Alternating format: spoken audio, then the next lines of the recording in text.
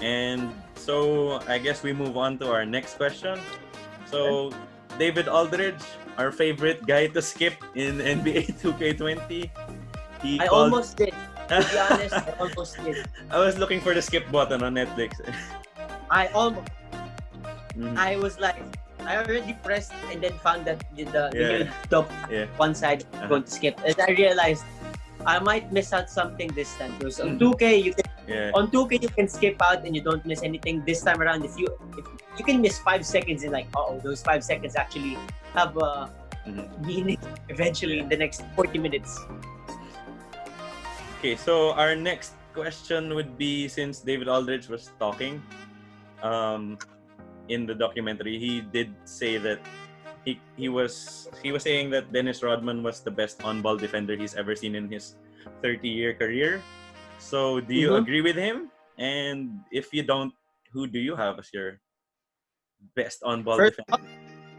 First off, no offense no offense to the following people because of their defensive prowess: MJ, Pippen, Gary Payton, Hakeem, and to a recent NBA, you got Kawhi, but no offense, but yes, I have to agree. But this is the reason why. This will be the reason why.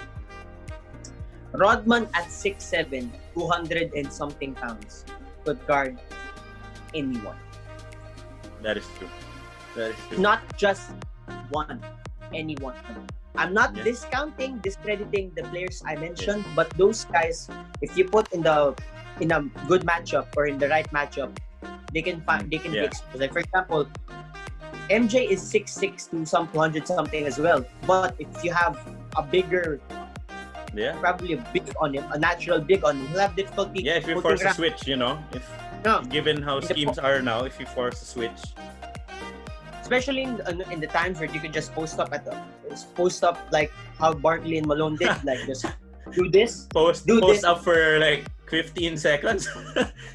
Yeah, that's gonna be that takes away Jordan and Pippen, and to some extent Pippen's ability, since both of them were in the passing lane. So same with Gary Payton. If you put a big wing or a power forward or a center on him, exposed.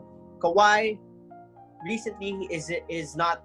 You don't want Kawhi guarding bigs because it takes away his ability to shut people down, because bigger people, can basically what Anthony Davis did down the stretch. You can just shoot over him. I'm not discrediting Kawhi's defense, but against bigger guys, you can just shoot over him. Basically what Giannis and Anthony Davis have seen. And then with Hakeem, of course, arguably, along with Bill Russell, the best defensive bigs in NBA history. But same again, if you put him against a guy, let's say, put him against Magic or Isaiah Thomas, that's not a matchup you as Houston would take. Yeah. Because now if Magic switches onto Hakeem, who's guarding Vlade or Kareem at the post, that's going to be the thing. Dennis guarded everyone. And you saw the clips. We saw the clips. Yeah, we did. In episode 3 and 4. There was a clip, he had Magic, he had Larry Bird. It's not probably the documentary, but he probably have guarded Dominique Wilkins, MJ, Pippen. We all know that he guarded everyone and their mama. It's basically that. We all remember his tussles with Malone, his tussles with Barkley. He even gave late 90s Shaq some problems. Yeah, of course we all remember the bad boy era. So basically a fist fight waiting to happen with the Bulls, the Celtics, and the Lakers.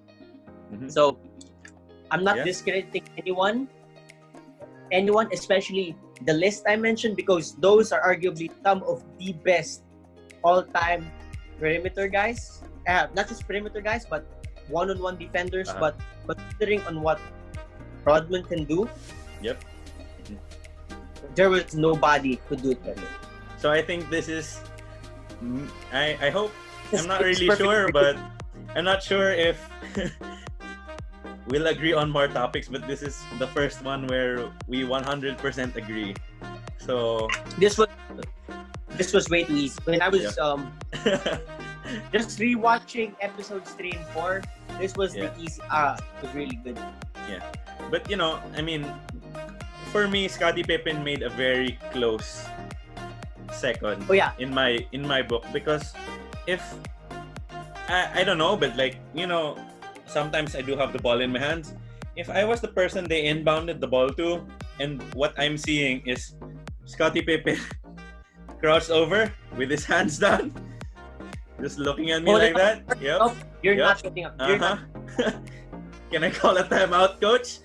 Can somebody else bring the ball? Coach, can I get 2 screens? Yeah. Yep. But you need you 2 know, because one, he's gonna switch over and then still get you. But you know, Pippen, that's you know, the thing I like about Rodman is that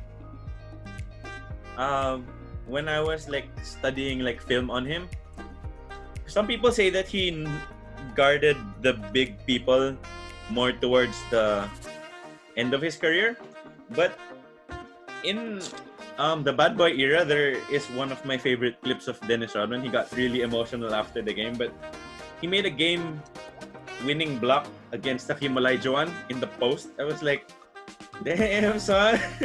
So you could go 1 week where he's guarding Magic. Next week, then you go guarding Hakeem. Then he's guarding Barkley. He's guarding MJ. And guarding Jordan. Yeah.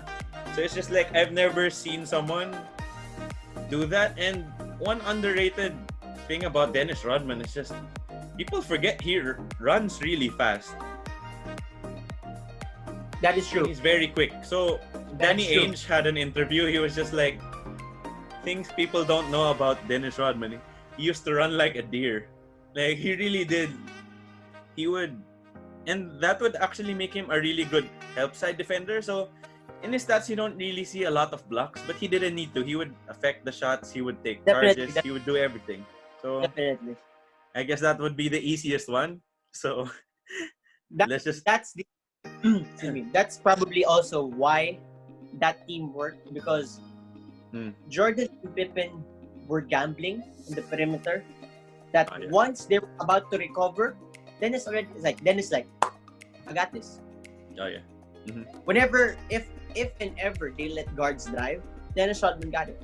Then by the time Jordan recovers, Jordan Pippen recovers, Rodman's like, okay, I got this. I got this. Okay, so that was a short one, but I think we have a little bit more to talk about in question number 4.